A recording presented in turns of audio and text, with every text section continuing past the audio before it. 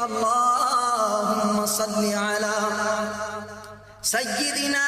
ومولانا محمد صاحب التاج والمعراج والبراق والعلم دافع البلاء والوباء والقحط والمرض والألم اسمه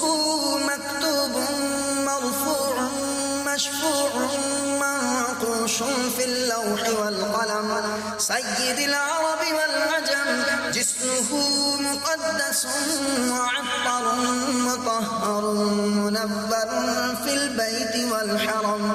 شمس الضحى بدر الدجى صدر العلا نور الهدى كهف الورى مصباح الظلم جميل الشيم شفيع الأمم صاحب الجود والكرم والله عاصمه وجبريل خادمه والبراق مركبه والمعراج سفره وسدرة المنتهى مقامه وقاب قوسين مطلوبه والمطلوب مقصوده والمقصود موجوده سيد المرسلين خاتم النبيين شفيع المذنبين أنيس الغريبين رحمة للعالمين راحة العاشقين مراد المشتاقين شمس العارفين سراج السالكين مصباح المقربين